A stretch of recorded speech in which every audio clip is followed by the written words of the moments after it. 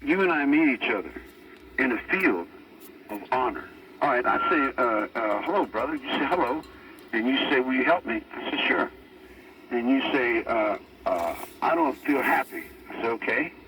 In fact, I feel guilty. I said, is that right? You say, I feel like I'm going to hell, and I need you to punish me. I said, well, I love you, but I don't want to. And you say, I want you to beat me up. And I said, look, man, I'm not into beating people up, you dig? And then you say, well, if you really love me, you'll kill me. I said, look, man, I don't want to kill you. You said, well, I'm tired of living and I can't face death and I want someone to kill me. And you love me and you're the person that does what I want you to do, so what I want you to do is kill me, you dig? And I said, look, man, I'm not into this, you dig? And what I'm talking to is society. Society wants to die. A car drives down the street, they throw cigarette butts over in the rainforest. They burn up the damn trees just because they don't want to put the cigarettes in the ashtray, and they don't give a fuck. They throw their garbage out on the road. They throw their trash in the ocean. You got 10 million people pissing and shitting in the goddamn water. They don't want to get up off the water. You dig? You tell them, man, you're killing us. You're killing your children. And the children are trying to get out from underneath this goddamn bullshit. Now, where does love become love? Is love only love if it doesn't go in the battlefield? Does love put on a uniform and take up a gun and go into war for its country? Is love a retired veteran that limps around and wheels in a wheelchair and his guts are in a bag because he fought for his God and his country? I mean, where do you draw the line on what love is and what love is not? You go to the graveyard and you look at all the martyrs of the heart and all the men that have gave their lives for God and country, and then you come up and say, well, where did Charlie go wrong? Did Charlie go wrong? Or was the ocean of the spiritual movement in the world to bring change into this planet, did it start way before Charlie was born and everybody else is wrong? And could you say that Hitler was right, that when he got out of prison he woke up that everybody was buying and selling life and there was no one there? It was just a bunch of hamburgers in the butcher shop, a bunch of meat hanging up, because the United States can't even kill their own cows. They got to import people to kill the cows. They don't have enough fucking soul to change and help their own children. They can't even forgive their own children. They'll let the fucking world bring people and empty prisons from India, empty prisons from Cuba, from Latin America, from Puerto Rico. They empty prisons from all over the world to the United States, and the United States can't even forgive their own children for doing exactly what they raised them up to do. They want to blame Manson for being the father of their children. The president of the United States is supposedly the father of us all.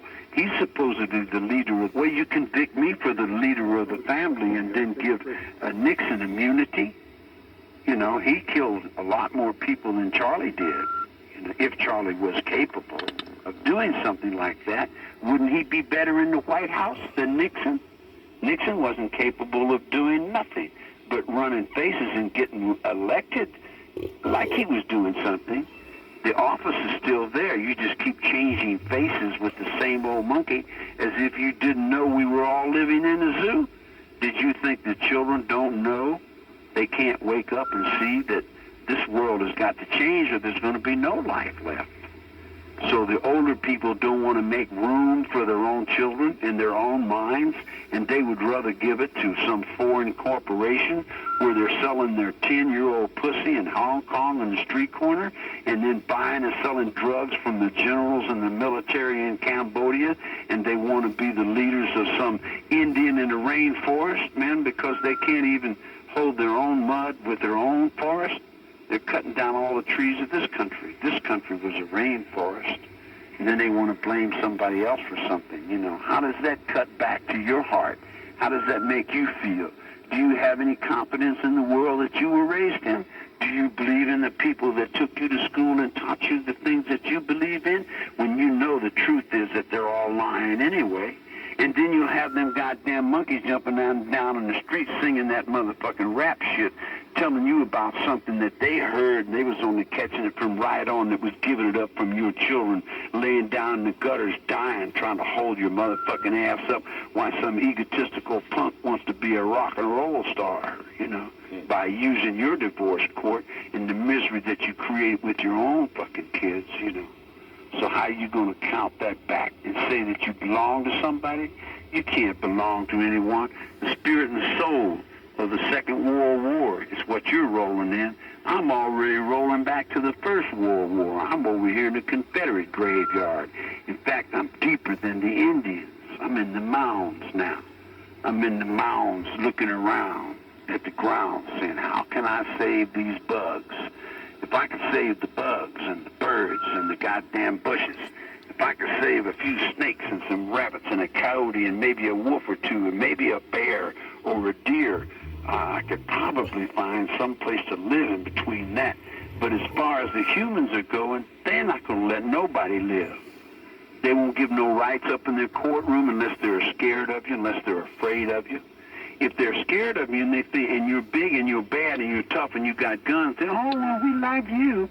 You're just a wonderful human being. But if they're not afraid of you and you're poor and you're honest and you're truthful and you got honor, all the honorable people are in the graveyards already. They don't have to worry about no honorable people. They're all dead. Even they train Oliver North to get up and lie to the world in the Marines uniform. After the Marines fought in our wars and died for us in all of our battles, then they get some fucking asshole like Oliver North to get up and lie in front of the whole fucking world and then wear a Marine's uniform in the court with a lie in his mouth. A real Marine would have knocked his brains out because he had no right in that uniform after lying. When you lie in the uniform, I don't give a fuck what uniform it is. If you lie in that uniform, you're going to lose your uniform sooner or later. That's probably what they're doing over in Grenada and all them island countries. They're probably giving up the chain of command to Africa. And then you can have Wendy Mandela over here telling you how the moon's going to shine with Jesse Jackson when he tells you in church that he's lying and faking and double dealing about some white whore on the goddamn street corner with some black Muslim wearing a white hat talking about he's somebody's daddy and he's the original man.